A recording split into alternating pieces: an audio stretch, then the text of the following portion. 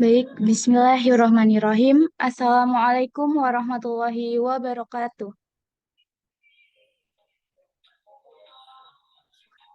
Alhamdulillahirabbil alamin. Wassalatu wassalamu ala asrofil anbiya'i wal mursalin wa ala alihi wa sahbihi ajma'in. Rabbi sohli sadari wa yasirli amri wahlul uqdatam min lisani yafqahu qawli amma ba'du. Sebelum membuka acara pada pagi hari ini, izinkanlah saya untuk membuka dan membacakan tata tertib acara terlebih dahulu. Yang pertama, peserta diharapkan memasuki room Zoom 15 menit sebelum acara mulai pukul 7.30 waktu Indonesia Barat. Yang kedua, peserta wajib mengenakan virtual background selama acara berlangsung. Yang ketiga, peserta harap menggunakan format dengan ketentuan instansi underscore nama. Yang keempat, peserta wajib melampirkan bukti screenshot ketika pembicara memaparkan materi sebagai bukti mengikuti acara untuk keperluan presensi. Yang kelima, peserta wajib mengaktifkan kamera dengan kondisi yang kondusif. Yang keenam, peserta wajib mematikan mikrofon saat acara berlangsung. Yang ketujuh, mikrofon dapat diaktifkan saat dipersilahkan moderator atau narasumber. Yang kedelapan, peserta diharapkan berbicara menggunakan tutur kata yang baik, sopan, dan tidak mengandung unsur sara. Yang kesembilan, peserta wajib berpakaian rapi dan sopan. Yang kesepuluh, saat acara berlangsung, peserta dilarang memotong pembicaraan narasumber. Yang kesebelas, diharapkan untuk yang ingin bertanya mengirimkan tanda reaction lalu mengirimkan identitas diri dengan format nama underscore instansi underscore pertanyaan. Dan yang terakhir, dilarang meninggalkan room tanpa seizin panitia dan alasan yang jelas. Yang saya hormati, Bapak Ahmad Kafid Alwi SPD MPD selaku pembina KMF KM Al-Fatih. Yang saya hormati, Saudari Alivia Epriani selaku Ketua Umum BSO CIES Universitas Negeri Yogyakarta. Yang saya hormati, Saudara Gajian Sakif selaku Ketua Panitia Kelas Unggulan 2024. Yang saya hormati, narasumber dan tamu undangan yang telah hadir, dan yang berbahagia, segenap panitia dan peserta Kelas Unggulan 2024.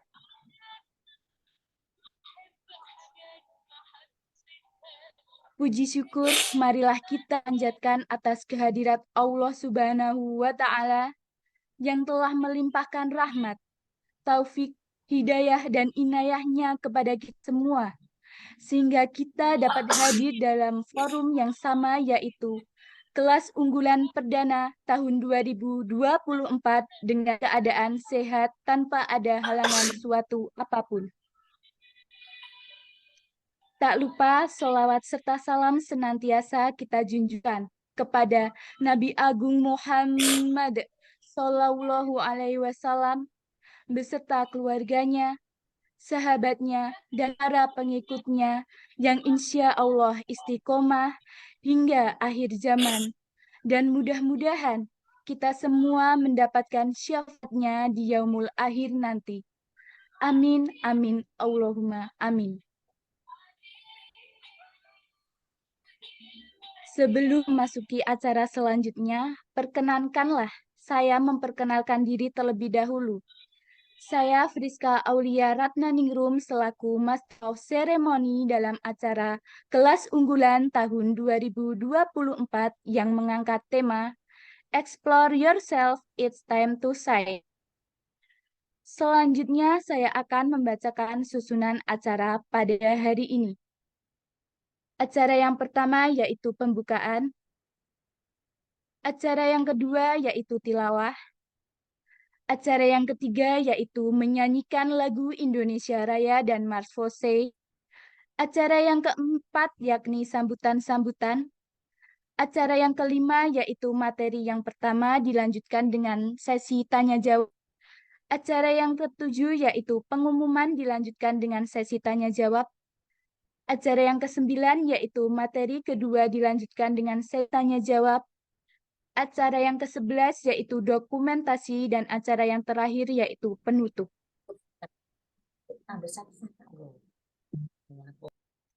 Memasuki acara yang pertama yaitu pembukaan. Marilah kita buka acara pada pagi hari ini dengan membaca basmalah secara bersama-sama. Bismillahirrahmanirrahim. Selanjutnya yaitu bacaan ayat suci Al-Quran yang akan dibacakan oleh Saudara Plato Wibowo. Kepada Saudara Plato Wibowo, saya persilahkan. Assalamualaikum warahmatullahi wabarakatuh. A'udzu billahi minasy syaithanir rajim. Bismillahirrahmanirrahim. Afakhasibal ladzina kafaru an yattakhidhu ibadi min duni awliya عبادي من دوني أولياء إنا أعتدنا جهنم للكافرين نزلا قل هل ننبئكم بالأخسرين أعمالا الذين ضل سعيهم في الحياة الدنيا وهم يحسبون أنهم يحسنون صنعا أولئك الذين كفروا بآيات ربهم ولقائه فحبطت أعمالهم فلا نقيم لهم يوم القيامة وزنا ذلك جزاؤهم جهنم بما كفروا واتخذوا آياتي ورسلي هزوا إن الذين آمنوا وعملوا الصالحات كانت لهم جنات الفردوس نزلا خالدين فيها لا يبغون عنها حولا قل لو كان البحر مدادا لكلمات ربي لنفد البحر قبل أن تنفد كلمات ربي ولو جئنا بمثله مددا قل إنما أنا بشر مثلكم يوحى إلي أنما إلهكم إله واحد فما كان يرجو لقاء ربه فليعمل عملا صالحا ولا يشرك بعبادة ربه أحدا صدق الله العظيم. Wassalamualaikum warahmatullahi wabarakatuh.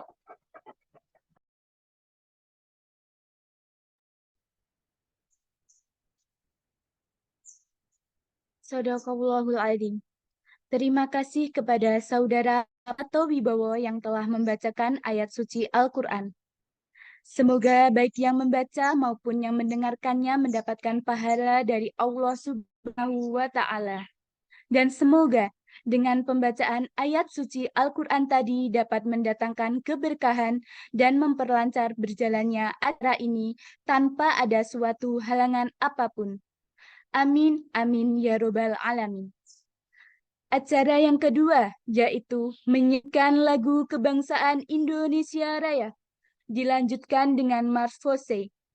Peserta dimohon untuk mengambil sikap sempurna dan kepada panitia yang bertugas, saya persilahkan.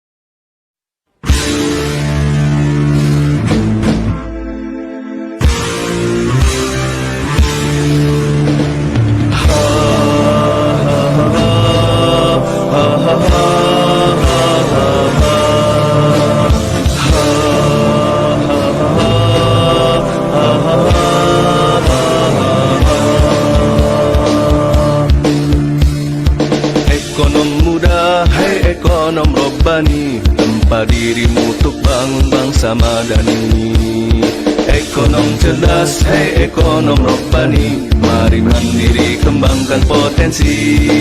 Berjuang jangan mengeluh meski tubuhmu berpeluh, karena kemiskinan semakin membunuh.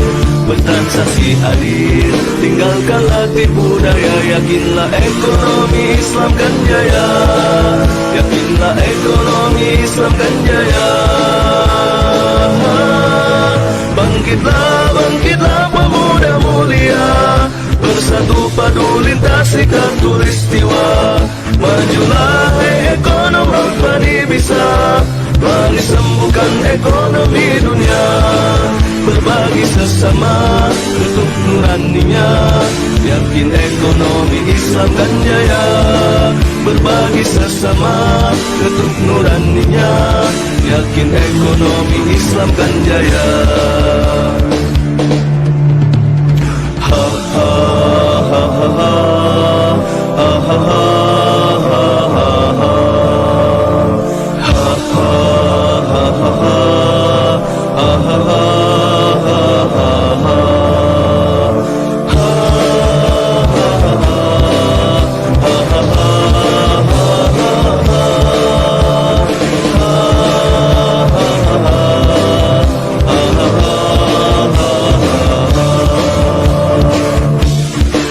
Berjuang jangan mengeluh meski tubuhmu berpeluh, karena kemiskinan semakin membunuh. Bertransaksi adil, tinggalkan latih budaya, yakinlah ekonomi Islam kan jaya. Yakinlah ekonomi Islam kan jaya. Bangkitlah, bangkitlah pemuda mulia, bersatu padu lintasi khatulistiwa. Majulah hei ekonom robbani, bisa mari sembuhkan ekonomi dunia. Bangkitlah, bangkitlah pemuda mulia, bersatu padu lintasi khatulistiwa.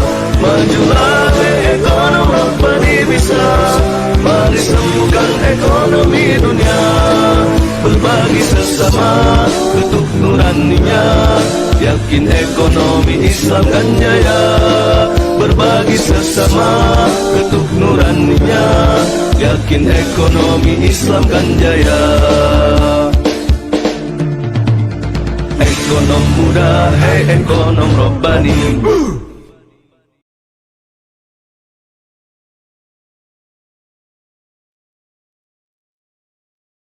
Baik, dilanjutkan dengan acara selanjutnya yaitu sambutan-sambutan. Sambutan yang pertama akan disampaikan oleh Ketua Panitia Kelas Unggulan 2024. Kepada Saudara Gajian, saya persilahkan. Baik, Assalamualaikum warahmatullahi wabarakatuh.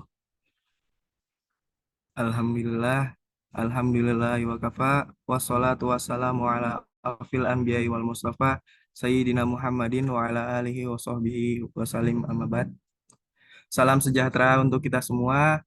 Pertama-tama, saya ingin mengucapkan terima kasih kepada MC yang telah memberikan kesempatan kepada saya untuk memberikan sambutan di acara kelas unggulan pagi ini. Saya juga ingin mengucapkan terima kasih kepada Bapak Ahmad Kafid Alwi, SPD MPD, sebagai pembina UKM FKM Al-Fatih yang telah meluangkan waktunya untuk hadir di acara hari ini.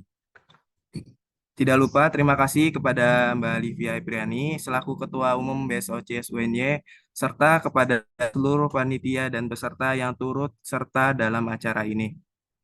Saya selaku Ketua Panitia, saya ingin mewakili rekan-rekan panitia untuk meminta maaf sebesar-besarnya jika terdapat kekurangan dalam penyelenggaraan acara kelas unggulan perdana ini. Semoga acara ini dapat berjalan dengan lancar dan memberikan manfaat yang besar bagi seluruh peserta. Saya juga mengajak teman-teman semua, khususnya para peserta, untuk aktif mencatat setiap materi yang disampaikan oleh para pemateri yang tidak kalah keren ini.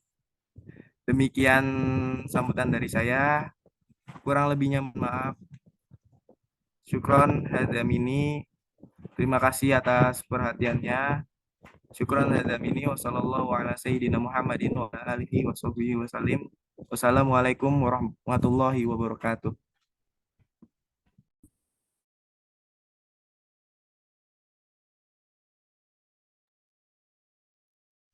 Terima kasih kepada Saudara Gajian atas sambutan yang telah diberikan.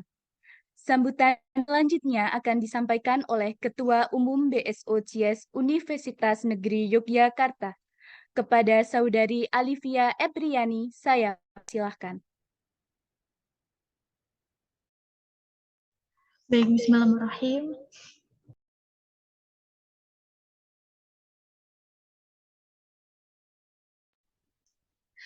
Alhamdulillahirrahmanirrahim. Alhamdulillah wa kafa wa salatu wassalamu ala sayyidina Muhammadinil Mustafa wa alihi wa sahbihi ahli sidki wal wafa amma ba'd. Yang terhormat kepada Bapak Alwi Kamit Alwi SPD MPD selaku pembina UKM FKM Al-Fatih. Yang saya hormati Mas Dimas sebagai speaker bidang Olimpiade. Yang saya hormati Mas Andre sebagai speaker bidang business plan, dan tak lupa terima kasih kepada panitia kelas unggulan perdana yang telah mempersiapkan agenda ini, dan serta terima kasih banyak atas partisipasinya untuk teman-teman UNY hingga teman-teman KASE atau kelompok studi ekonomi Islam se-regional Jakarta hingga se-nasional. Baik. Banyak syukur ya teman-teman, kita panjatkan kepada Allah Subhanahu wa taala yang telah memberikan kesehatan, taufik, hidayah dan inayahnya ya tentunya kepada kita semua. Dan jika bukan karena Allah, kita tidak bisa berkumpul melalui Zoom meeting ini di pagi ini untuk belajar bersama bareng speaker-speaker yang expert di bidang-bidangnya. Semoga event perdana ini Allah berikan kelancaran dan kebermanfaatan untuk kita semua. Amin. Serta sholawat serta salam senantiasa kita lantunkan kepada baginda Nabi Agung Muhammad SAW yang menjadi suri tauladan kita, dan kita nantikan syafaatnya hingga yaumul akhir nanti kelak. Amin. Ahlan wa sahlan teman-temanku semua di kelas unggulan perdana KASE CIES UNY 2024. Nah, di kegiatan ini bermaksud sebagai pembuka kelas unggulan yang akan diadakan secara keberlanjutan, yaitu melalui kelas unggulan eksklusif. Nah, sekalian memperkenalkan ke teman-teman semua ya yang ada di sini. Kelas unggulan eksklusif ini adalah kegiatan untuk kamu semua yang berminat belajar secara eksklusif bersama mentor-mentor hebat di bidang karya tulis ilmiah, business plan, dan olimpiade. Namun, kelas unggulan eksklusif ini juga teman-teman perlu ketahui ditujukan hanya terbatas untuk anggota dan pengurus BSO CIES UNY. Jadi jika teman-teman bukan pengurus ataupun belum menjadi anggota BSO CIES, kamu sebenarnya bisa loh menjadi bagian dari kami, yaitu dengan mengikuti Islamic Economic Training atau IET, yang kebetulan seminggu lagi akan kita hadirkan untuk teman-teman semua yang berminat untuk menjadi bagian dari kami, menjadi anggota BSO CIES gitu. Jadi jangan lupa untuk berpartisipasi dan persiapkan diri kamu sebagai calon anggota BSO CIES. Prepare yourself to be a part of us. Dan semoga agenda-agenda kami dapat bermanfaat untuk kamu semua. Ada pesan juga ya teman-teman dari saya untuk teman-teman semua. Jangan lelah untuk menjadi orang yang bermanfaat bagi sekitar. Terlebih perihal ilmu. Yang kita tahu bahwa salah satu amal jariah itu adalah ilmu gitu ya. Jika kita mengamalkannya dan ketika kita mau berbagi serta menggunakannya untuk kebermanfaatan sekitar. Dari Imam Syafi'i berpesan, tujuan dari sebuah ilmu itu adalah untuk mengamalkannya. Maka ilmu yang hakiki adalah ilmu yang terrefleksikan dalam kehidupannya, bukan ilmu yang hanya bertengger di kepala. Terima kasih. Enjoy ya teman-teman untuk kelas unggulan perdana kali ini. Semoga bisa bermanfaat untuk teman-teman semua, kemudian bisa menjadi bekal teman-teman semua untuk melakukan, untuk ikut serta di kompetensi-kompetensi di bidang yang teman-teman minat gitu ya. Entah di bidang karya tulis ilmiah, di bidang business plan, di bidang olimpiade gitu ya. Dan konsentrasi untuk kelas unggulan kali ini, baik kelas unggulan perdana maupun kelas unggulan eksklusif itu berfokus ke Islamic ekonomiknya. Jadi Kalau biasanya kan lomba itu kan kayak secara general ya, secara umum ya. Nah, kalau ini kita berfokus pada ilmu ekonomi secara Islam, secara syariahnya kayak gitu. Jadi nilai-nilainya itu kita juga ada muatan tentang ekonomi Islam seperti itu. Enjoy for your time teman-teman hari ini. Sekian dari saya. Mohon maaf jika tadi juga ada apa ya tambahan waktu ya untuk teman-teman menunggu agenda ini. Jam 8.30 baru dimulai. Dari saya selaku mewakili teman-teman KCCIA juga meminta maaf sebanyak-banyaknya dan semoga acara ini bisa bermanfaat untuk kamu semua. Terima kasih. Wassalamualaikum warahmatullahi wabarakatuh.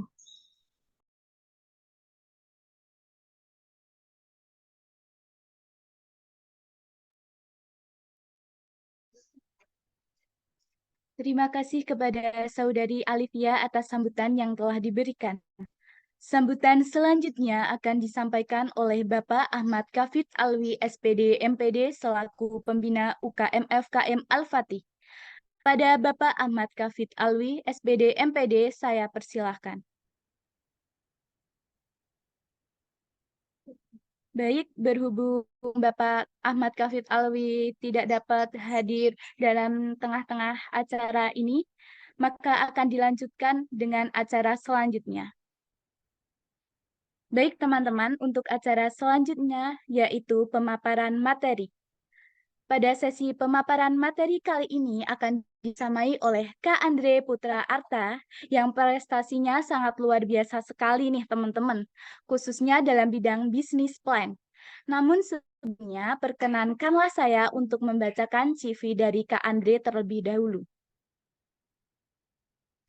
Nama lengkap Andre Putra Arta, juara 1 Business Plan Competition oleh Bank Indonesia tahun 2024, mahasiswa berprestasi Fakultas Ekonomi dan Bisnis Universitas Riau pada tahun 2023, juara 1 National Business Plan Competition Entrepreneur Class yang diselenggarakan oleh Departemen Teknik Elektro Universitas Negeri Jakarta pada tahun 2023, juara 2 National Business Plan Competition yang diselenggarakan oleh Universitas Negeri Padang. Baik, itu tadi profil dari pembicara kita pada kesempatan kali ini. Sangat luar biasa sekali ya teman-teman pembicara kita kali ini. Sebelum masuk ke materi, bisa nih kita sapa dulu pembicara kita yang satu ini.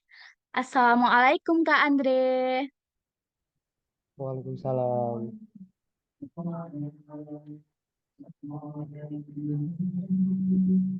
Ya, waalaikumsalam.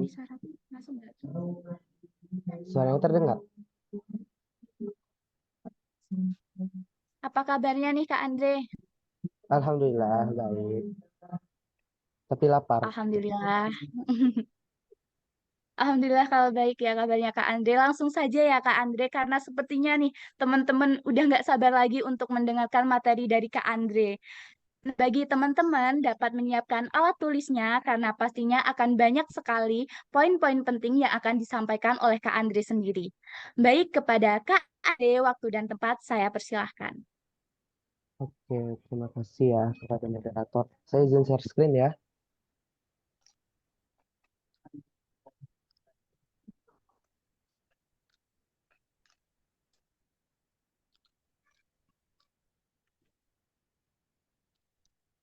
Apakah sudah terlihat?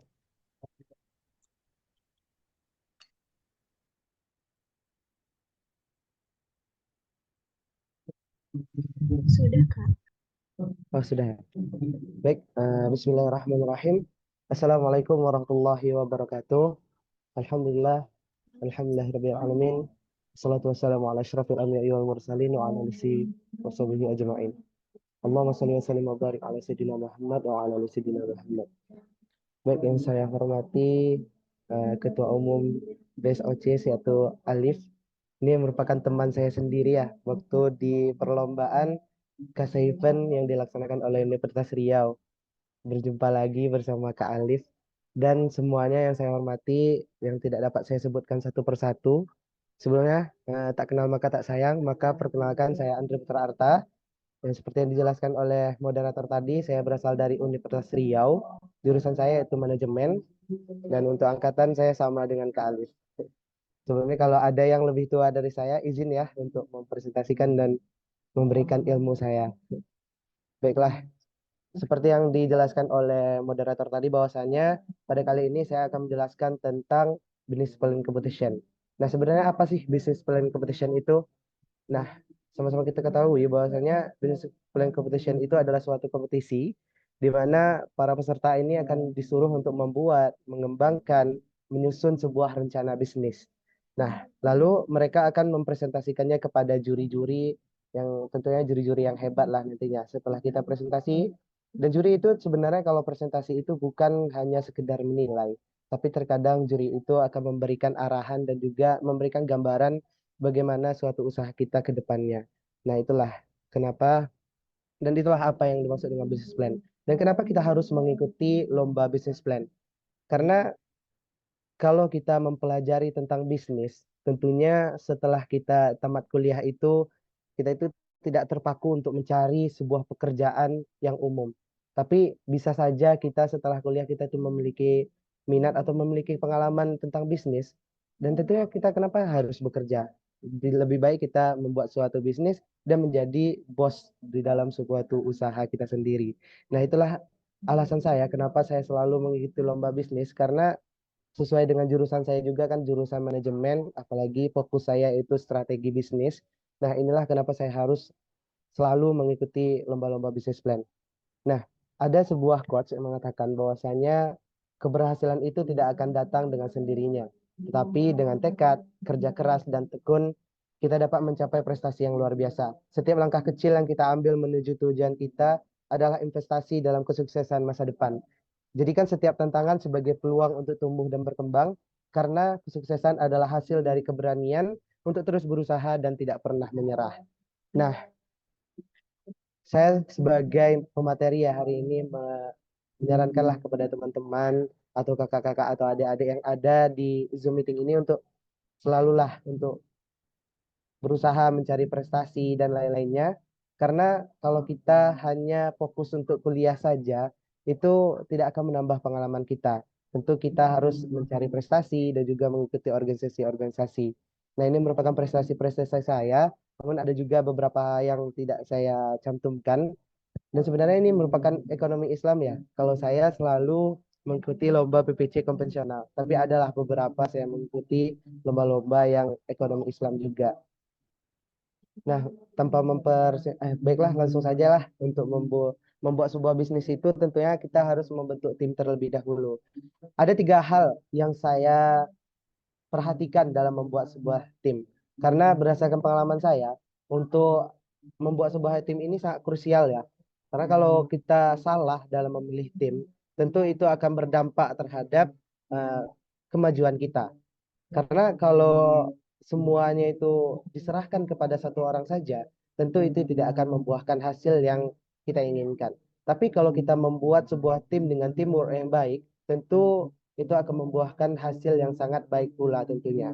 Dan ada 3 klasifikasi yang saya berikan, di antaranya itu ada speaker, kepenulisan, dan desainer. Nah, dalam sebuah tim itu harus ada seorang yang paham atau ahli dalam public speaking. Karena dalam sebuah perlombaan itu bukan hanya melulu yang dibahas itu adalah proposal kita, tapi mungkin saja juri itu bisa membahas tentang hal-hal yang lain yang berkaitan dengan bisnis kita. Nah, itulah kita kenapa perlu seseorang yang public speakingnya itu sangat bagus. Karena kan orang yang public speakingnya itu bagus, tentu dia itu lebih bisa improve dan pahamlah untuk bagaimana cara meyakinkan seorang juri. Nah, itu yang pertama harus memiliki speaker atau orang yang ahli dalam public speaking. Yang kedua, dalam tim itu harus ada orang yang ahli dalam kepenulisan. Karena terkadang banyak orang yang uh, bisa dalam membuatkan inovasi-inovasi. Kadang idenya itu banyak, tapi mereka itu tidak bisa menuliskannya, tidak bisa menuangkan dalam sebuah karya tulis. Maka dari itu, kita itu sangat perlu, atau tim itu sangat perlu orang yang ahli dalam kepenulisan. Nah, yang ketiga, perlu adanya desainer. Karena apa? sebuah lomba itu sebaik apapun sebuah karyanya, kadang kalau visualnya itu tidak bagus, juri itu kadang tidak mau melihat. Kadang juri itu agak anggap remeh ya, karena kalau visualnya itu bagus, tentu kan membuat orang tertarik melihat sebuah presentasi kita. Nah, itu tiga hal yang harus diperhatikan dalam membuat sebuah tim. Nah, ini kan sebelum menemukan sebuah ide, kita harus tahu sih siapa tim kita dan siapa teman-teman kita yang mau kita ajak berjuang. Nah, barulah kita merencanakan atau menemukan sebuah ide. Nah, menemukan sebuah ide itu ada yang harus kita perhatikan. Yang pertama itu permasalahan dan solusinya. Maka menemukan sebuah ide kan harus tahu apa permasalahannya dan apa yang solusi yang kita berikan. Baiklah, yang pertama itu apa permasalahan yang ingin diselesaikan dari customer. Nah, kita itu juga harus memperhatikan di isu-isu sekarang ini. Customer itu sebenarnya butuh apa sih dari kita? Kalau sebuah bisnis itu tidak dibutuhkan oleh seorang customer, tentunya itu tidak akan laku dan tidak akan dipedulikan sama orang. Nah, permasalahan itu tuh dirasakan oleh orang banyak nggak? Atau hanya kamu aja yang merasakan? Kalau orang banyak yang merasakan, tentu bisnis itu sangat layak direalisasikan. Yang ketiga, seberapa besar pasarnya, seberapa besar marketnya. Semakin besar marketnya, semakin besar pasarnya, semakin besar pula peluang dari sebuah produk atau jasa tersebut. Lalu dijelaskan juga tentang bagaimana produknya bekerja dan apa produk yang diberikan kepada customer. Nah, inilah salah satu cara dalam menemukan sebuah ide. Kita masuk pada contohnya. Eh, Sebentar ya, saya langsung saja lah untuk memberikan contoh bahan presentasi saya untuk mengikuti lomba. Nah, ini. Nah, ini adalah suatu permasalahan ya dalam dalam kehidupan sehari-hari, di mana permasalahannya yaitu banyak para pelaku usaha yang tidak mampu atau yang belum go digital. Nah, ini merupakan usaha jasa dalam bidang jasa ya, yaitu produknya sebuah website. Nah, yang pertama tadi adalah apa permasalahan yang dirasakan oleh customer. Yaitu banyak, ada tiga yang saya angkat di sini. Yaitu banyak para pelaku usaha yang tidak mempunyai skill, banyak para pelaku usaha yang tidak mempunyai waktu, banyak para pelaku usaha yang mengatakan bahwasanya dibutuhkan biaya yang sangat banyak untuk merekrut seorang yang ahli di bidang go digital. Karena berdasarkan data dari, kita juga harus pakai data ya dalam mengangkat sebuah masalah. Berdasarkan data dari Badan Statistik mengatakan bahwasanya hanya 2 dari 10 para pelaku UMKM yang sudah go digital. Nah, ini merupakan permasalahan yang sangat luas.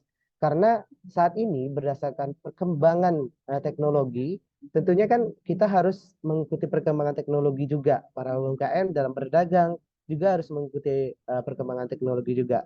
Tapi hanya 34% para pelaku UMKM yang sudah go digital.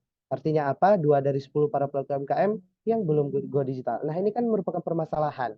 Nah, besar marketnya itu berapa? Besarnya itu adalah total UMKM yang ada di Indonesia. Ini data dari 2021. Jumlah para pelaku UMKM itu sebanyak 65 juta para pelaku UMKM. Nah, ini kan besar nih target marketnya. Nah, itu maka dari itu kita memberikan solusi, di mana saya itu memberikan solusi yaitu sebuah produk jasa, yaitu yang saya beri nama Maxsign. Nah, Maxsign ini adalah inovasi platform digital yang melalui pemberdayaan digital talents dalam akselerasi branding dan marketing. Jadi, tujuan dari Maxsign ini adalah platform yang ingin meningkatkan atau mengakselerasi marketing bagi para pelaku UMKM sebagai upaya, nah ini dimasukin tema dalam sebuah perlombaan tersebut, apa temanya. Nah, itu salah satu cara dalam menemukan sebuah ide ya. Oke, kita lanjut kembali. Ketika kita sudah menemukan sebuah ide, nah kita juga jelaskan apa produk yang kita berikan kepada konsumen tadi. Nah, setelah menemukan ide tadi, kita selanjutnya yaitu menentukan siapa konsumen kita, siapa target dari pasar kita. Nah, segmen pasar kita dan target pembeli potensial didefinisikan dengan sangat jelas, harus kita definisikan sangat jelas, mengetahui ukuran pasar dengan sangat jelas, estimasi pangsa pasar yang dihitung dengan tepat dan dihitung oleh data-data yang valid, serta menganalisis kompetitor di pasar dengan sangat jelas. Nah, jadi dalam sebuah proposal bisnis itu kita tuangkan di bagian konsumen potensial itu harus ada STP, segmentation, targeting, dan positioning. Nah, sama-sama kita ketahui bahwasannya segmentation tersebut adalah proses membagi-bagi pasar dari segmen-segmennya. Itu ada analisisnya, itu menggunakan demografis, geografis, psikografis, dan perilaku konsumen. Nah, itu merupakan segmentation. Kalau targeting, itu memilih segmen pasar yang paling menarik dan sesuai dengan tujuan perusahaan. Kalau positioning, menentukan cara yang unik untuk perusahaan ingin dilihat oleh konsumen. Apa cara unik kita supaya konsumen itu bisa melihat dari uh, usaha kita ini. Lalu yang kedua itu seberapa besar pasar usaha. Yang ketiga, penjelasan potensi usaha kita itu harus dijelaskan di dalam sebuah proposal. Lalu yang keempat, gambaran visual mengenai konsumen. Itu kalau gambaran visual itu bisa menggunakan uh, analisis customer persona namanya. Lalu yang kelima, komputer langsung maupun tidak langsung. Kalau komputer langsung ini adalah kalau usahanya itu atau bisnisnya itu produk makanan atau kuliner, itu biasanya komputer langsung itu yang sejenis, yang sama. Misalnya kalau minuman jelly itu kompetitornya sesama minuman jelly, walaupun berbeda bentuk, tapi itu merupakan kompetitor dan lain-lainnya. Kalau yang tidak langsung itu kompetitor itu sesama minuman tapi berbeda. Misalnya yang saya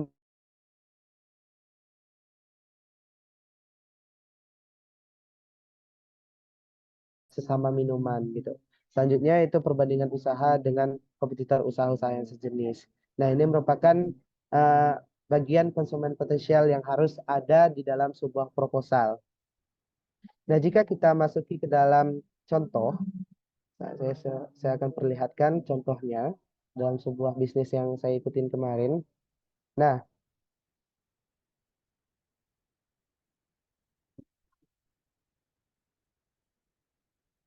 ini merupakan market segmentation saya, di mana saya menargetkan kepada bisnis aktor dan public company, yaitu para pelaku bisnis dan bisa saja public company, semua orang. Tapi saya beri garis bawah kalian di mana tapi saya tidak akan memberikan batasan karena saya sadar bahwasanya semua orang pasti membutuhkan jasa dari digital talent. Maka dari itu siapapun yang membutuhkan jasa digital talent, make sense hadir untuk mereka. Nah, ini bagian targetingnya. Nah, ini merupakan segmentationnya, di mana ada bagian geografik, behavioral, psikografi, dan demografi. Nah, di sini kita tuangkan apa saja yang menjadi calon dari konsumen kita, itu konsumen potensial. Nah, jika kalian mampu untuk membuat market research, ini biasanya dibutuhkan sebuah usaha digital ya atau jasa. Nah, ini harus memiliki market research-nya. Sebenarnya makanan dan minuman atau usaha-usaha perdagangan lainnya itu juga boleh menggunakan market research, itu lebih bagus tentunya. Nah, bisa seperti ini. Salah satu contohnya market research. Nah, jika semua itu sudah dituliskan dalam proposal, tentu memiliki nilai plus. Nah, setelah itu kita harus mengukur berapa sih pangsa pasar kita. Kalau saya selalu menggunakan analisis TAM SAM di mana TAM adalah total addressable market, itu semua orang atau semua UMKM, itu berjumlah 65,5 juta. Lalu SAM ini yang mengalami permasalahan tadi, itu berjumlah 64% ya para pelaku UMKM yang belum go digital. Nah, itu saya analisis dapatlah 52 juta. Lalu SOM ini merupakan target yang ingin dicapai. Nah, target saya yang saya capai itu adalah 1%. Nah, 1% dari SOM saja itu sudah mendapatkan 520.000. Nah, itu jumlah 520.000 itu kan sudah menandakan bahwasanya ini memiliki pangsa pasar yang luas. Hanya 1%. Dan ini masih memiliki 99% loh para pelaku UMKM yang bisa menjadi target pasar. Nah, inilah yang menandakan bahwasanya usaha ini sangat layak untuk dilaksanakan. Bisa saja menggunakan seperti ini kalau desainnya untuk market size. Berdasarkan SOM, lalu targetnya, dan lain-lainnya. Ini merupakan contohnya. Teman-teman kalau ingin bisa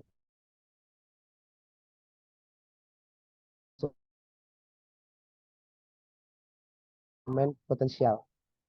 Lalu selanjutnya di bagian produk. Nah, kita kan sudah menemukan sebuah ide tadi. Tentu bagian proposal kita di bagian produknya, produk itu harus memiliki inovasi yang tinggi, memiliki keunikan yang bersaing atau unique selling point yang sangat kuat, yang bisa membedakan produk kita dengan yang lain. Kalau sebuah eh, produk makanan, kalau untuk temanya itu bahan lokal atau yang lain-lainnya, gunakan bahan lokal. Diuraikan sangat jelas bahan lokalnya itu seperti apa khasiatnya. Itu kalau makanan ya. Serta harus mempunyai terbukti bisa menyelesaikan masalah dan kebutuhan konsumen. Jadi produk kita itu harus bisa menyelesaikan permasalahan konsumen. Kalau kita mengangkat masalah ini, kita harus bisa menyelesaikan permasalahan tersebut. Nah, jadi dalam proposal itu ada 6 hal yang saya tulis ini yang harus ada dalam proposal. Jadi setiap proposal saya itu harus ada ini gitu, atau proposal teman-teman harus ada ini. Yang pertama itu menjelaskan secara rinci mengenai produk atau jasa yang inovatif. Jelaskan secara rinci produk tersebut. Lalu jelaskan juga keunggulannya, unique selling point-nya. Lalu juga jelaskan aktivitas usahanya, bagaimana prosedur dalam menciptakan usaha tersebut. Itu juga dijelaskan. Lalu juga menjelaskan aktivitas penawaran produk kepada konsumen, bagaimana itu bukti-bukti tes pasarnya lah ibaratnya. Testimoni ibaratnya itu kepada konsumen-konsumen. Bagi juga foto-fotonya. Kalau sebuah produk makanan dan jasa. Namun kalau sebuah bisnis plan itu sebenarnya ini tidak wajib kalau untuk memberikan penjelasan tentang penawaran ini. Tapi alangkah baiknya kalau itu ada sehingga lebih meyakinkan juri. Karena kan yang diuji pertama itu adalah proposal kan, baru presentasi PPT dan lain-lainnya. Nah, yang kelima itu penjelasan mengenai masalah yang dihadapi konsumen tadi, apa masalahnya dijelaskan secara rinci lagi di bagian produk, lalu dikaitkan dengan produk kita. Misalnya tadi para pelaku UMKM buat narasinya seperti ini. Berdasarkan data dari BPS atau Badan Statistik Indonesia menyatakan bahwasannya sebanyak 34% para pelaku UMKM yang belum go digital. Artinya apa? 2 dari 8 para pelaku UMKM belum go digital. Maka tadi itu kami hadir memberikan solusi, yaitu ini buat apa solusinya gitu, seperti itu. Yang keenam, penjelasan mengenai produk dan solusinya. Udah, seperti itu. Contoh dalam sebuah produk ya di proposal. Nah, jika dimasukkan dalam PPT, dalam penjelasan presentation, nah itu bisa dijelaskan produknya seperti apa. Nah, saya seperti ini saya menjelaskan. Ini kan sebuah platform ya. Makanya saya jelaskan ada 2 fitur dalam platform saya yang saya tawarkan. Ada fitur jasaku dan ada fitur enterprise. Fitur jasaku ini adalah fitur yang memberikan penawaran kepada konsumen tentang apa keluhan-keluhan mereka. Contohnya ini, yaitu membuat desain logo, desain UI UX, kalau ada UMKM yang ingin menggunakan website, desain kemasan, banner, sosial media, video promotion, dan lainnya yang berkaitan dengan branding. Jadi kalau ada UMKM yang membutuhkan jasa untuk branding, nah kami hadir untuk mereka. Nah inilah produk saya. Lalu produk enterprise ini adalah layanan di mana ketika usaha hasil dari yang dikerjakan oleh kami ini kalau konsumen kami itu tidak ingin ribet, maka kami bisa menyelesaikan secara langsung seperti mencetaknya dan ngantar ke rumahnya. Nah, ini merupakan produk dari fitur enterprise. Seperti itulah dalam sebuah presentasinya. Harus dijelaskan seperti apa produk yang kita tawarkan itu. Kalau di dalam proposal, saya lebih rinci ya dari ini. Harus ada prosedurnya dan lain-lainnya seperti yang saya jelaskan tadi. Nah, itu di bagian produk. Lalu selanjutnya di bagian pemasaran atau sumber daya dulu lah. Di bagian sumber daya. Nah, sumber daya ini dalam proposal itu sangat penting ya. Karena ini dinilai juga. Sebenarnya ini ada bisa saja anggota tim memiliki kemampuan dan keterampilan dalam menjalankan usahanya. Itu sumber daya kita ada sumber daya manusia, itu adalah tim. Lalu sumber daya fisiknya, sarana dan prasarana produksi, serta memiliki sumber daya non fisik kita seperti mitra kerja dan jejaring usaha yang bisa saja yang mendukung sebuah usaha kita. Nah, ada 8 hal yang harus ada dituangkan dalam proposal supaya nilainya itu maksimal.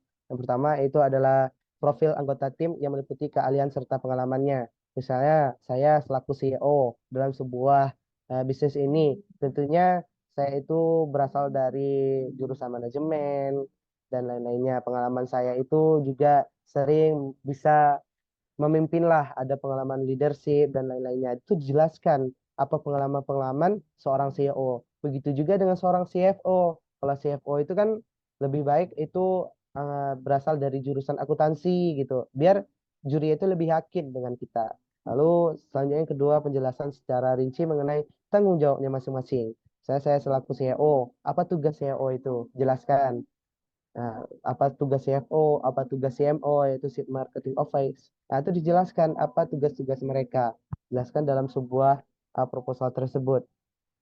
Nah, tuliskan juga dengan rinci dan realistis target dari anggota tim tadi. CEO itu targetnya seperti apa yang dia inginkan dalam sebuah usaha tersebut. Nah, itu.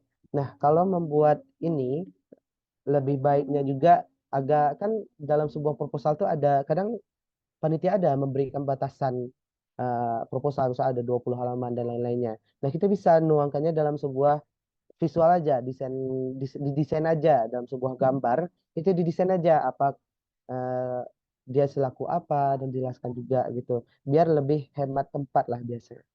Nah, itu yang keempat yaitu tuliskan aset sumber daya yang dimiliki. Jika produk makanan, itu biasanya kan harus ada jelaskan juga sumber daya yang dimiliki seperti ada kuali atau apapun semuanya jelaskan.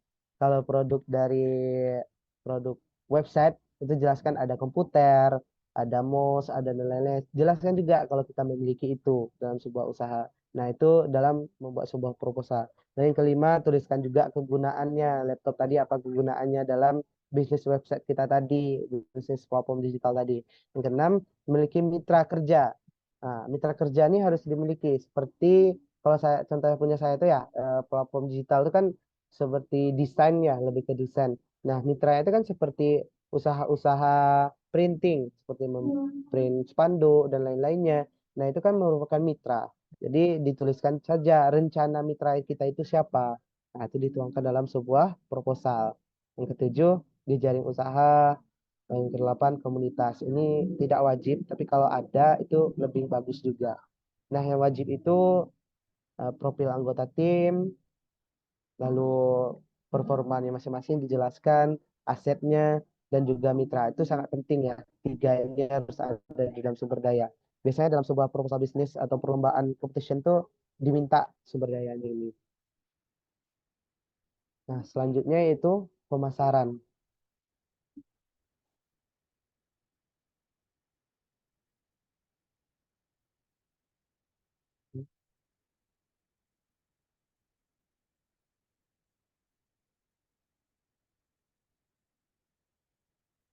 Ini sebentar ya.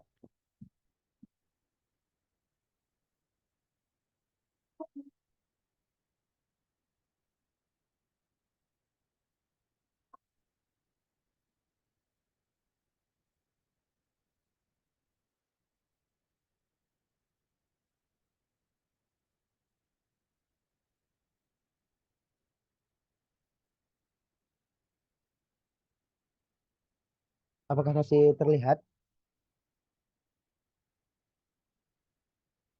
Terlihat. Oke. Ini bagian selanjutnya itu bagian pemasaran.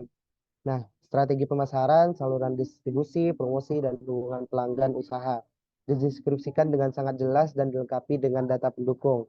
Itu harus ada dalam proposal. Nah, kalau saya selalu menggunakan kalau produk makanan itu selalu menggunakan 4P, yaitu produk, price, promotion, dan place. Nah, kalau saat ini itu kadang ada juga juri yang bilang, kenapa harus menggunakan 4P? Kenapa nggak 7P aja, kata dia.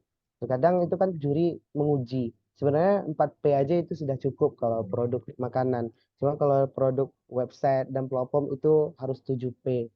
Lalu membuat strategi market paneling, itu ada awareness dan lain-lainnya, application itu dijelaskan juga dalam sebuah proposal kita itu untuk marketingnya. Lalu selanjutnya ada strategi customer relationship. di mana kita itu mengikat pelanggan, harus mengikat konsumen kita. Bagaimana cara kita mengikatnya? Kalau saya selalu menggunakan diskon dan lain-lainnya, itu dijelaskan dalam sebuah proposal. Nah, ini merupakan strategi pemasaran yang harus digunakan. Lalu selanjutnya ada keuangan. Keuangan itu di dalam sebuah proposal kita harus mampu mengelola keuangan usaha dan dapat dilihat dari laporan laba rugi kita. Lalu dan arus kas usaha lengkap dengan analisisnya. Pada usaha tahap awal atau keuangan harus dapat dilihat. Biasanya kalau sebuah bisnis plan itu tahap awal itu dari proyeksi laporannya, laba rugi dan arus kas. Kadang juri itu melihat dari keuangannya itu seberapa cepat balik modalnya atau berada di break even point-nya itu seberapa cepat.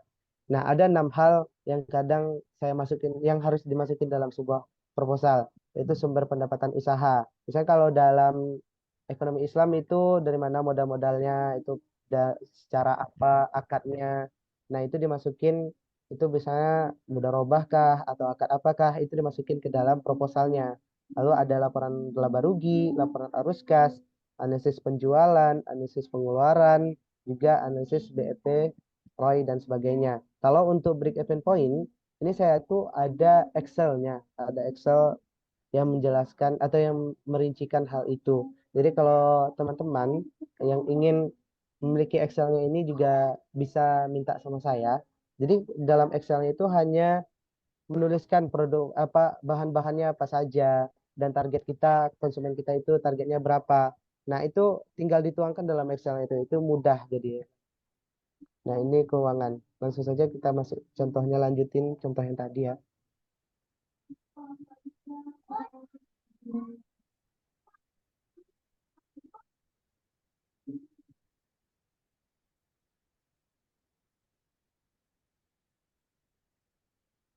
Nah, ini menjelaskan konsep dalam sebuah bisnisnya.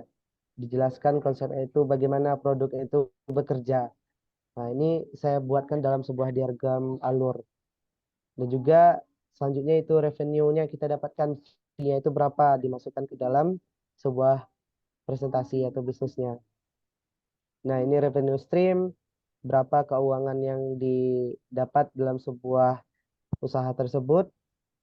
Misalnya ini saya kan ada 2 fitur. Pada tahun pertama mengeluarkan fitur jasaku, yaitu memerlukan agent channels. Lalu pada tahun kedua mengeluarkan fitur enterprise. Nah, kita jelaskan juga dari dari target yang kita miliki, yaitu SOM kita itu 520.000, jika kita rata-ratakan saja fee-nya itu 50.000. Nah, itu mendapatkan keuntungan sebanyak 26 billion. Nah, itu hanya dari 1% saja. Nah, ini menandakan bahwasanya usaha ini sangat realistis dan tentunya sangat layak untuk dilaksanakan. Nah, dengan mengatakan hal itu, tuh juri itu akan terpana lah tentunya dengan usaha kita. Nah, ini merupakan salah satu gambar di bagian consumer protection tadi ya, ada kompetitor langsung tak langsung, dan juga perbandingan usaha kita dengan lain. Nah, seperti inilah gambaran bagaimana bentuk produk differentiation atau kompetitornya. Di mana kita harus menjelaskan keunggulan kita. Kalau keunggulan dari usaha saya ini ada penawaran jasa marketing, agent channels, lelang project, dan enterprise. Nah, kita jelaskan juga siapa kompetitor kita. Ada Fiverr, 1000lens, dan Freelance. Nah, itu dijelaskan apa yang memiliki keunggulan dari produk kita.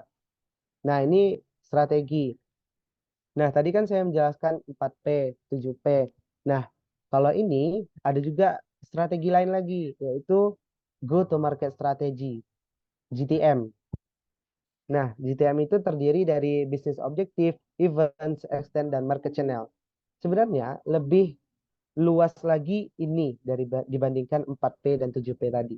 Nah, kalau bisa menggunakan strategi seperti ini, tentu lebih unggul lah dibandingkan teman-teman lain. Karena kan ini menyusunnya juga agak susah sih dalam membuat marketing ini. Kalau bisnis objektif itu kan sebuah platform itu harus bisa survive dalam semua keadaan, profit maximization and style fishing. Nah, itu harus jelaskan juga dalam sebuah proposal. Tapi kalau dalam sebuah presentation itu hanya seperti ini saja.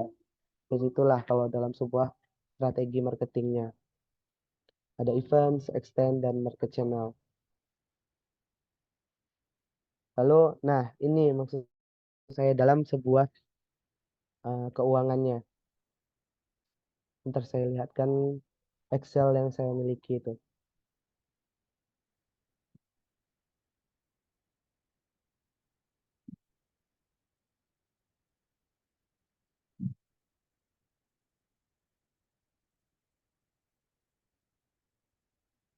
Hmm.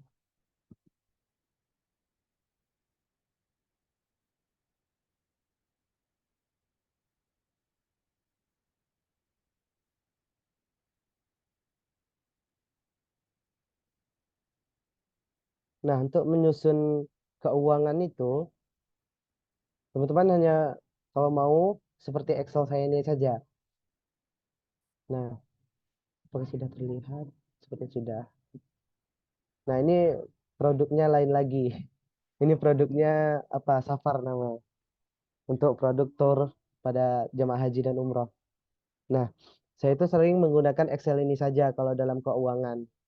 Nah, ini bisa langsung tahu berapa BEP kita, berapa IRR-nya, berapa ROI-nya nih hasilnya. Jadi kalau teman-teman ingin ini, kan teman-teman hanya ingin masukin saja berapa beban-bebannya, berapa bahan-bahannya yang diperlukan dalam sebuah produk kita, hanya masukin ini saja. Jadi itu nanti jumpa profil tadi aja kalau mau.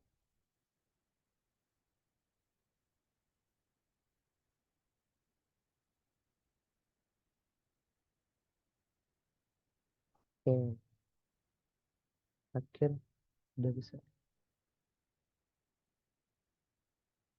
Oke, sudah habis. Nah, mungkin hanya itulah yang dapat saya sampaikan tentang business plan competition. Jika terlalu cepat atau terlalu cepat lah, misalnya teman-teman bisa lah untuk mengechat saya atau menghubungi saya kembali, minta PPT-nya atau minta jelaskan kembali. Mungkin bisa juga di sesi tanya jawab selanjutnya atau ada yang ingin ditanyakan. Baiklah, saya kembalikan kepada moderator.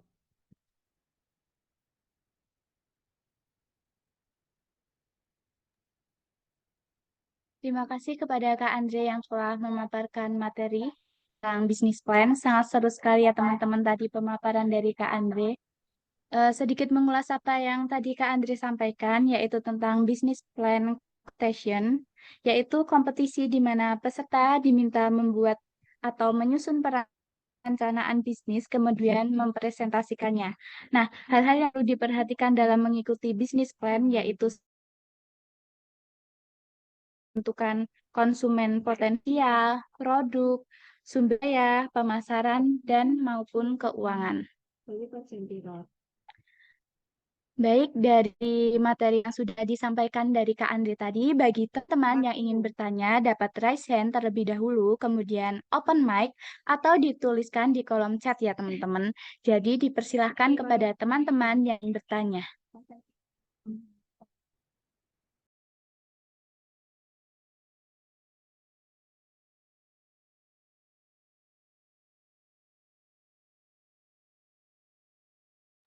Baik, aku persilahkan kepada Marlita Wulansari untuk menyampaikan pertanyaannya.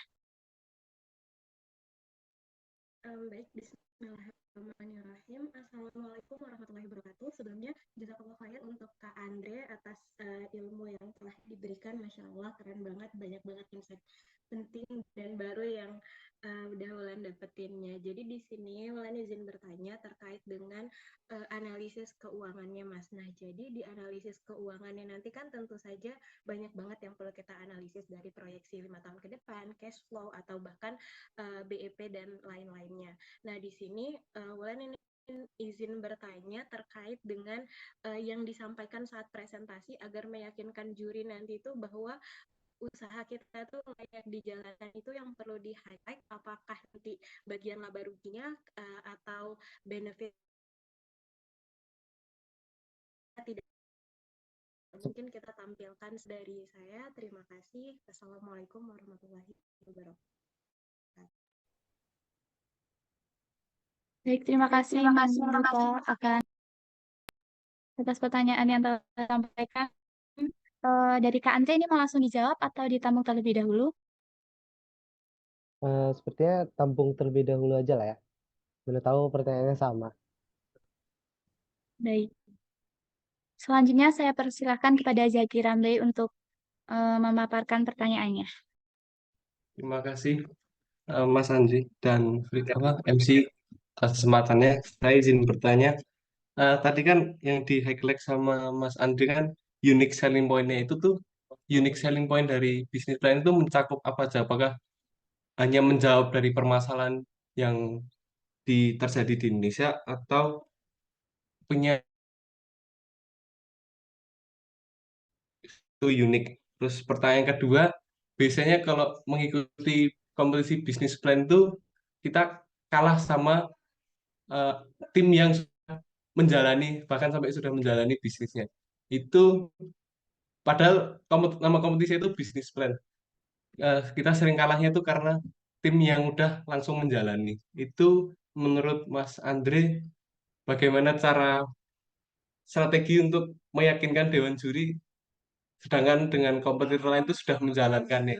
Terima kasih.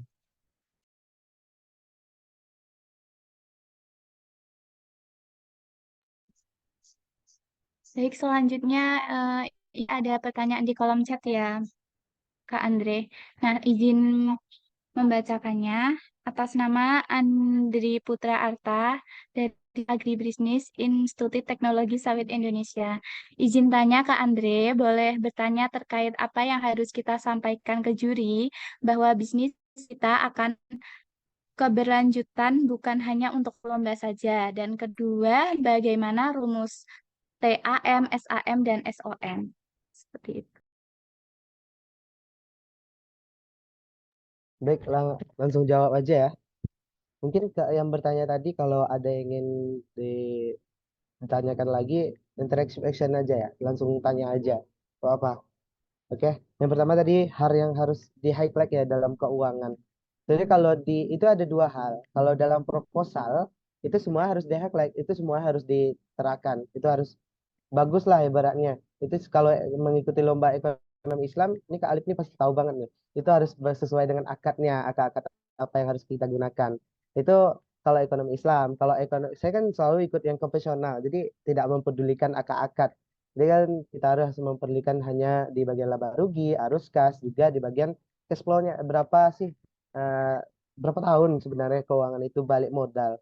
Nah, maka itu kalau dalam presentasi, supaya juri itu yakin dengan usaha kita, saya itu sering meletakkan ini, bagian financial projection. Sebenarnya usaha kita itu berapa tahun sih kembali atau balik modalnya. Cuman kalau usaha digital itu memang agak lama ya balik modalnya. Karena kan eh, banyak memerlukan biaya, bisa sampai ratusan juta. Nah ini mengalami balik modalnya itu pada tahun keempat. Tahun keempat ini saja, kemarin saya di di UKSW Universitas Kristen Satya Wacana di Jawa Timur. Iya nggak Sa? Iya, saya ada ikut lomba itu kan 4 tahun. Itu dibilang sama juri, itu untuk usaha digital terlalu cepat loh gitu ya. Dibilang gitu kan. Lalu saya yakin kalah sama juri, bahwasanya saya jawab gini, terima kasih Dewan Juri yang terhormat. Kami sadar bahwasannya dengan balik modal pada tahun keempat ini sangat cepat. Namun hal ini juga menandakan bahwasannya usaha kami ini sangat layak dan tentunya sangat realistis untuk dilakukan. Berdasarkan dari target dari pasar kami, hanya dari 1% SOM saja kami sudah mendapatkan 520.000. Nah, ini menandakan bahwasanya usaha kami ini sangat cepat untuk balik modalnya. Dijelaskan seperti itu. Nah, ini kan menjelaskan bahwasanya pada tahun pertama itu profitnya belum ada atau minus. Pada tahun kedua sudah minus juga. Pada tahun ketiga adalah adalah mendapatkan profit. Nah, inilah menandakan bahwasanya usaha kita itu bagian keuangannya itu harus kuat lah ibaratnya itu.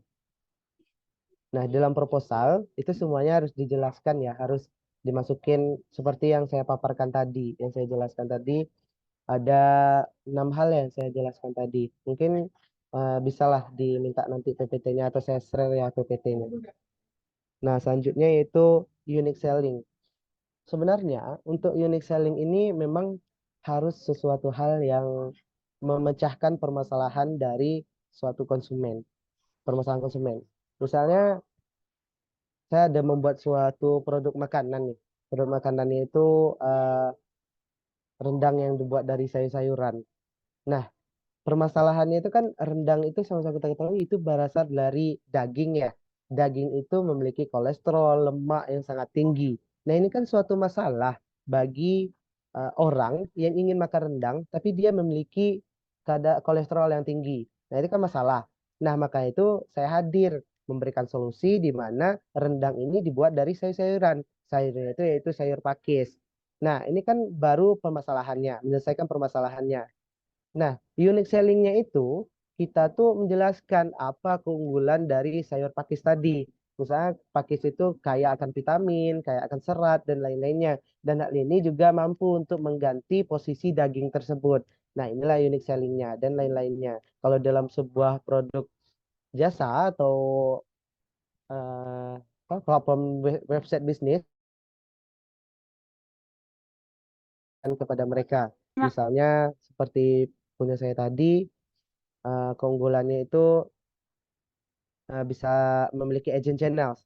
Nah, agent channels ini itu menyelesaikan permasalahan UMKM juga. Karena kan UMKM itu rata-rata umurnya itu bisa saja itu 40 ke atas atau 50 ke atas. Nah, tentu mereka itu memiliki permasalahan di mana mereka itu akan gaptek akan teknologi. Nah, makanya dengan adanya agent channels yang membantu mereka, tentu hal itu mempermudah para pelaku UMKM. Itulah unik-unik selling-nya.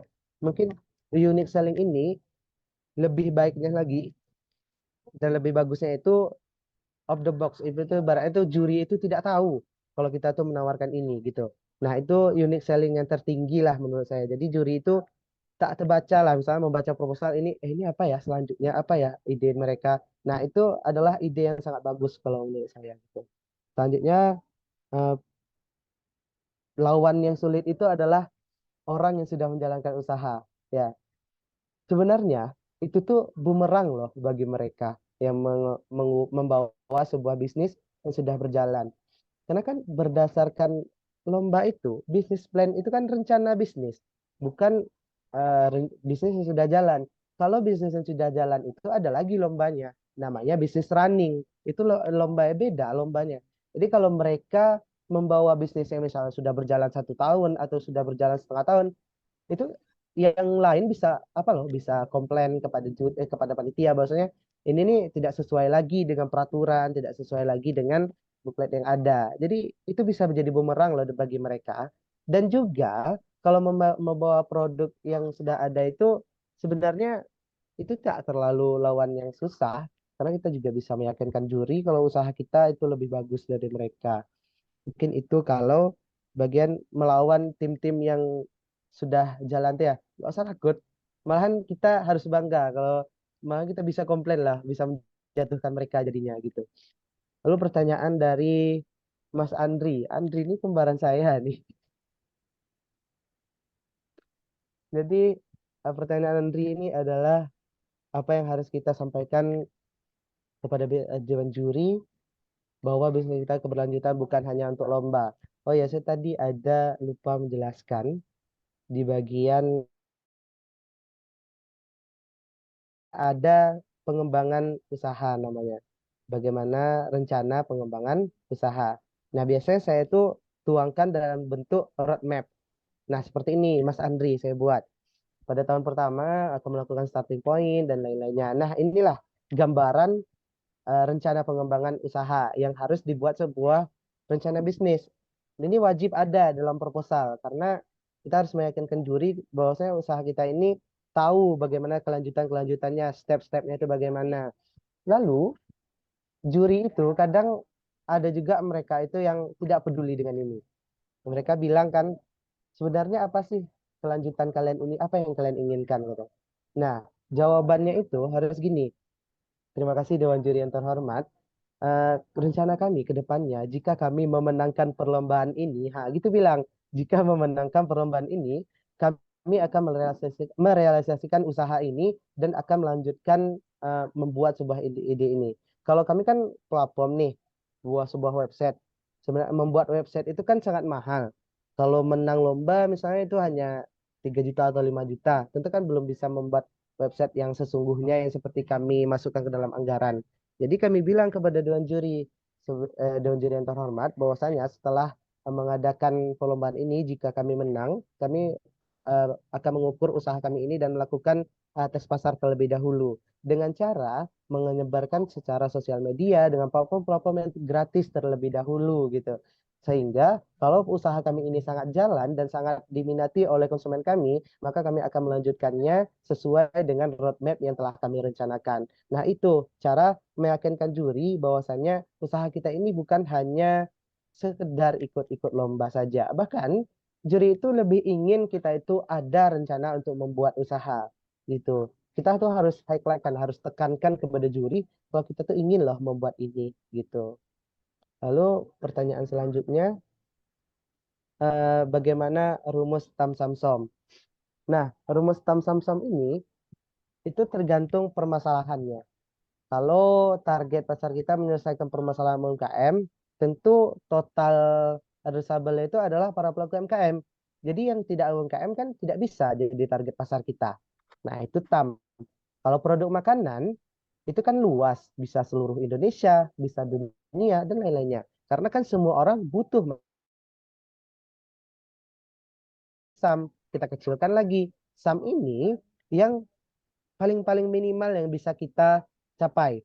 Misalnya produk makanan, kita tinggal di Riau. Nah, itu kita letakkan SAM kita itu adalah masyarakat yang ada di Provinsi Riau.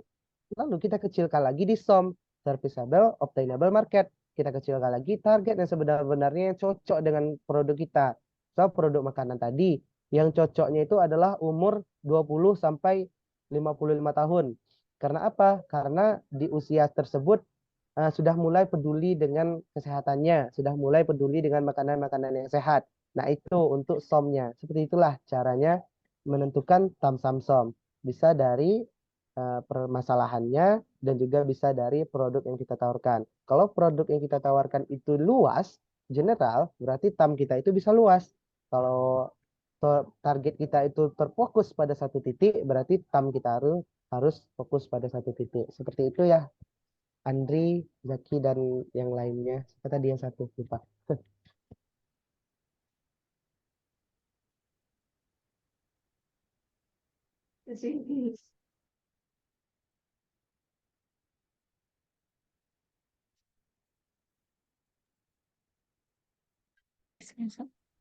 Terima kasih kepada Kak Andre atas kesediaan waktunya untuk membersamai kami dan menyampaikan materi yang sangat seru dan sangat insightful pastinya. Selanjutnya kami ingin memberikan apresiasi kepada Kak Andre berupa sertifikat dan izinkanlah kami untuk mendokumentasikannya. Kepada panitia yang bertugas, saya persilahkan.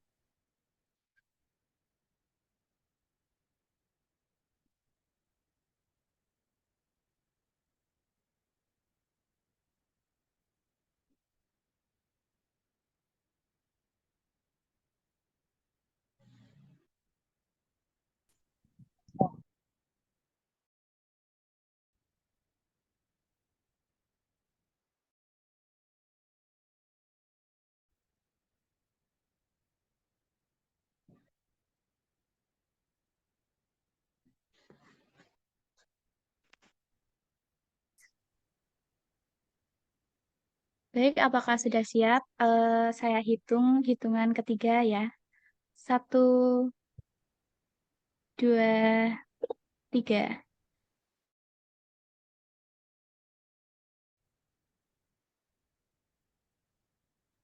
Oke, sekali lagi, saya hitung sampai hitungan ketiga. 1, 2, 3.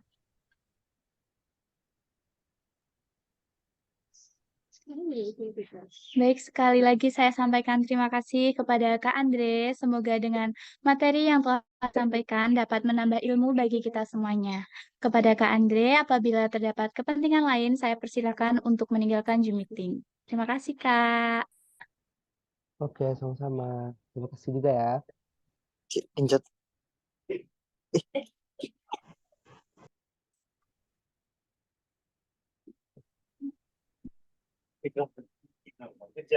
Baik, sebelum kita melanjutkan materi yang kedua, akan ada sedikit pengumuman mengenai Islamic Economic Training yang akan disampaikan oleh Saudara Gajian Sakif.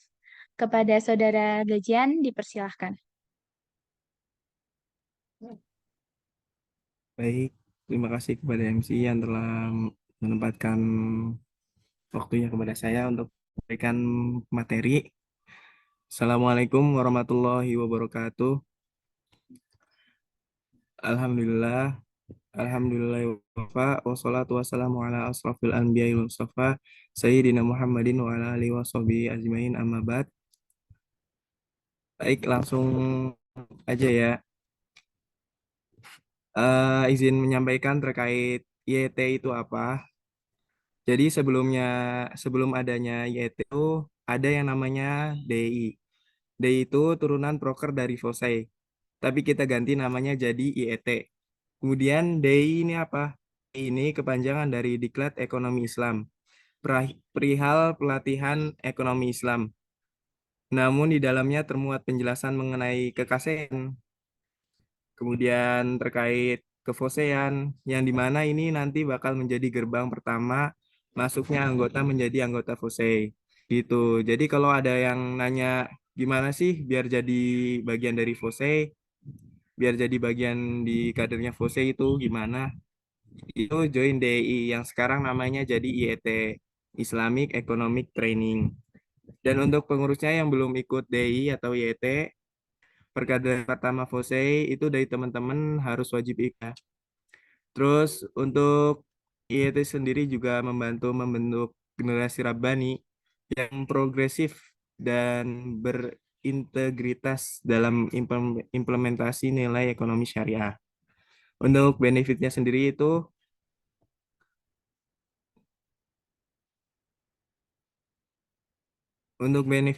nanti ada dapat sertifikat, relasi, dan yang pastinya itu nanti bakal ada ilmu yang bermanfaat buat teman-teman sekalian. Dan terkait tempatnya itu insya Allah bakal ditempatkan di H01 Dekanat FEB UNY. Dan terkait link pendaftaran sama CP-nya udah dicantumin ya teman-teman di pamfletnya. Dan untuk waktunya itu 2 hari yang insya Allah akan dilaksanakan pada tanggal 23 dan 24 Maret. Nah, di tanggal 24 Maret nanti, sekalian kita bakal ngadain NBC. NBC itu apa? NBC itu ngabuburit bareng CS. Jadi setelah YT di tanggal 24 Maret, selesai kita bakal ngadain NBC. NBC juga nggak buat anak CS doang kok. Nanti juga dari teman-teman yang ikut YT juga ikut NBC. Next kita ke kelas unggulan. Kalau kelas unggulan sendiri, jadi itu pembukaan kelas unggulan. Kalau kelas unggulan perdana kan itu pembukaan kelas unggulan yang diselenggarakan untuk umum ya. Sedangkan kalau kelas unggulan eksklusif ini memberdayakan anggota-anggotanya untuk mengupskilling pada bidang keilmuan dan kompetisi-kompetisi seperti LPI, esai, bisnis plan, dan olimpiade. Nah, untuk pelatihan bisnis plan itu sendiri, pelatihan secara online yang dilakukan rencana semuanya 1-5 kali. Di situ penjelasannya terkait rincian mulai BMC hingga proposal BPC.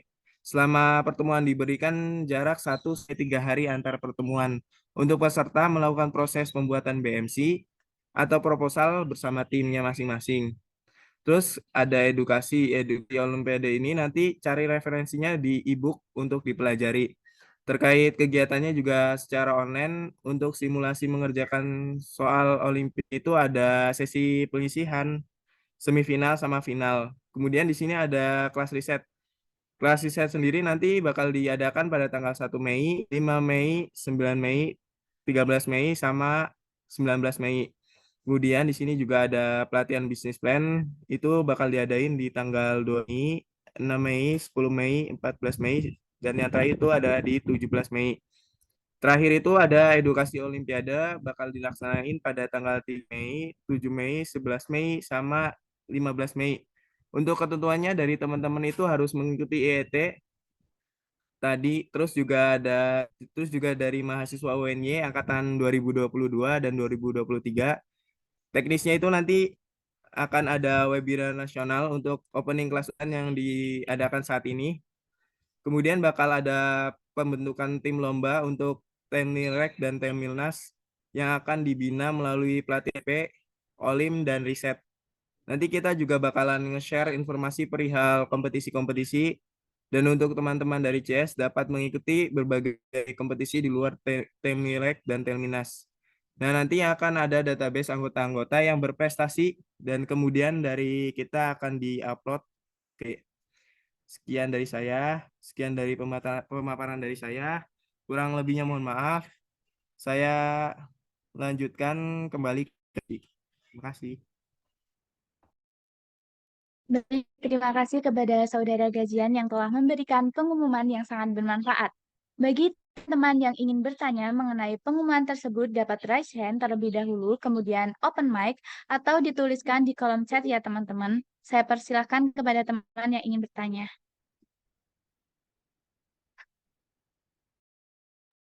Baik, kepada Zakira Rambe dipersilahkan untuk menyampaikan pertanyaannya. Baik, terima kasih Friska. Izin bertanya kepada Mas Gazian, itu kan tadi ada Olimpiade, Bisnis Plan sama LKTI. Itu tiap orang tuh boleh milih apa dua atau cukup salah satu, dan untuk dapat timnya itu nanti kita yang mencari sendiri atau nanti dari mulai kelas-kelasnya itu nanti dipilihin gitu. Terima kasih. Terima kasih. Selanjutnya untuk Marita Wulansari dapat menyampaikan pertanyaannya.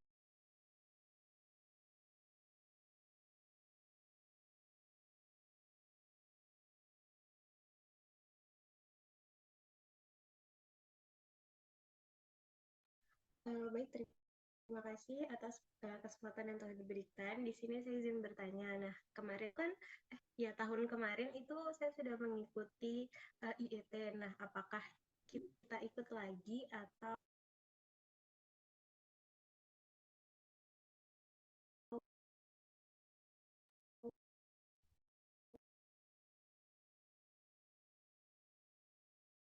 enggak? Sekian, terima kasih.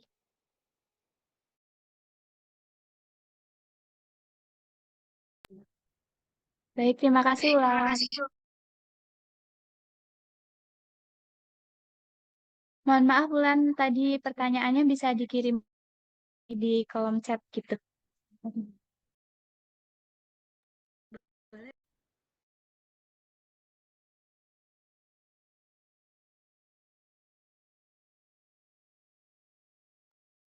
Baik, kepada Gajian saya persilahkan untuk menjawab pertanyaan.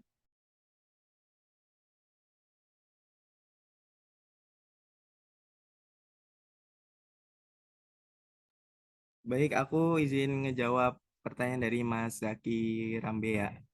Kalau pilihannya itu salah satu aja. Terus kalau untuk anggotanya itu milih sendiri nggak apa-apa. Yang penting ngikutin persyaratannya aja sih, ikut IET. Baik, apakah bisa menjawab? Bisa, terima kasih. Itu berarti online online terus ya? Nggak ada yang offline gitu?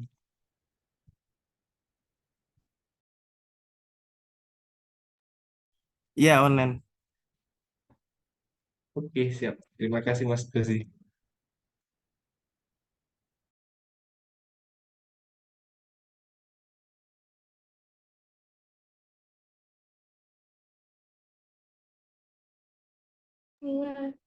Kalau kan kalau IET itu kan offline, kalau buat pelatihannya itu online. Terus dari Mbak Marita Wulansari itu ada pertanyaan.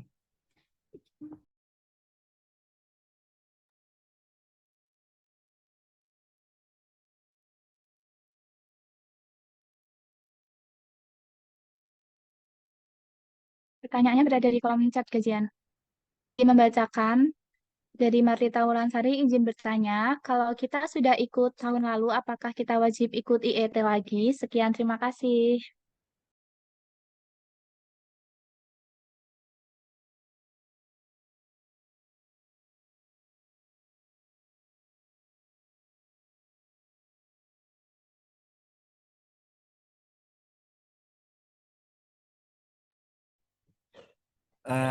Baik, izin jawab pertanyaan dari Mbak Malita. Kalau kita sudah ikut tahun lalu, apakah kita wajib ikut IET lagi? Itu nggak wajib sih, tapi disarankan aja buat ngikutin IET tahun ini lagi.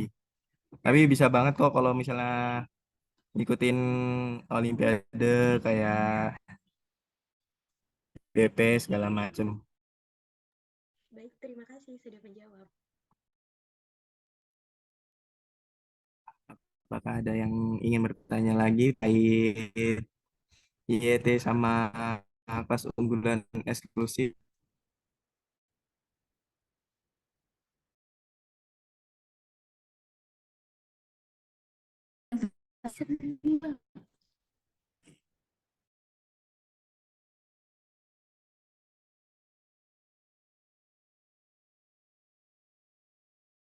Ini baik, izin di kolom chat ada pertanyaan dari Dita.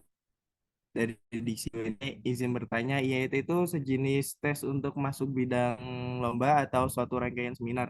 Jadi IET itu kayak satu rangkaian seminar buat pelatihan untuk teman-teman mengikuti bidang lomba. Jadi seminarnya nanti bakal dijelasin terkait pelatihan pelatihan itu terkait pelatihan ekonomi Islam ya teman-teman.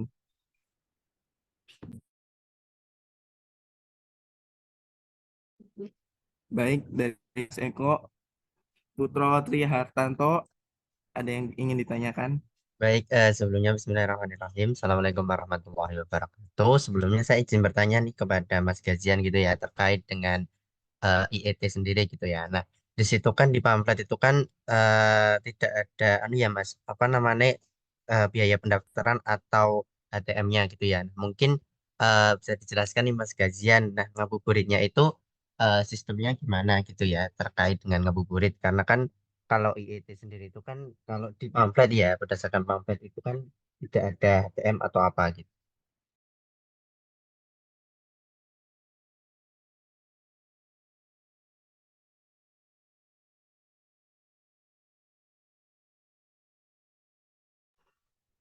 Oh, untuk NBC ya Mas Eko. Ah, Untuk NBC sendiri itu nanti ada kayak pendaftarannya. Nanti teman-teman ngisi link pendaftarannya. Di situ nanti juga ada menu-menunya kok. Menu-menu terkait nanti NBC-nya.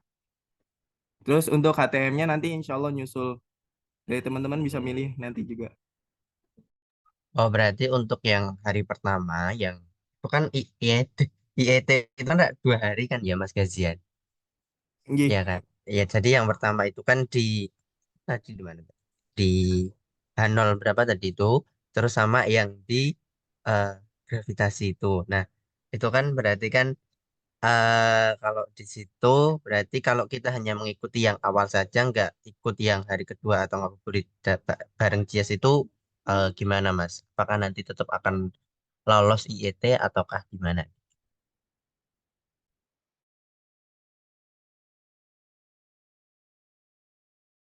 Materi ini.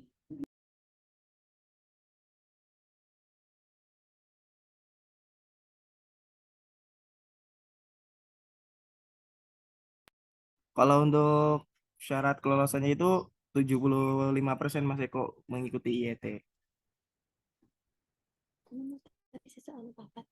75% itu dihitungnya dari mana Mas Gazi?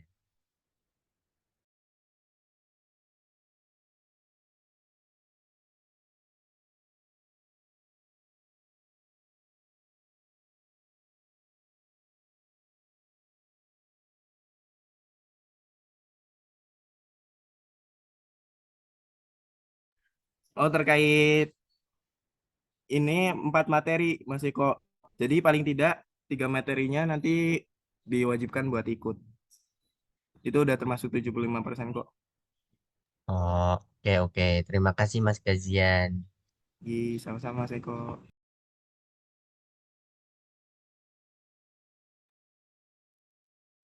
Baik, terima kasih kepada Gazian atas pengumuman yang telah diberikan.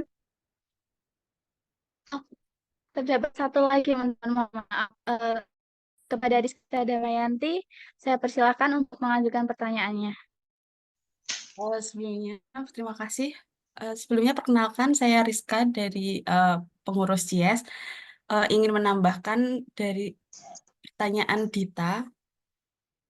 Jadi begini, untuk kelas unggulan eksklusif itu kan salah satu syaratnya harus menjadi kader JIES. Nah, menjadi kader JIES itu caranya dengan ikut IET. Jadi jika ingin mengikuti kelas unggulan eksklusif harus mengikuti IET-nya. Begitu.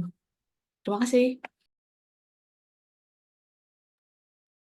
Baik, terima kasih kepada Kak Rizka Damayanti atas tambahan yang telah diberikan.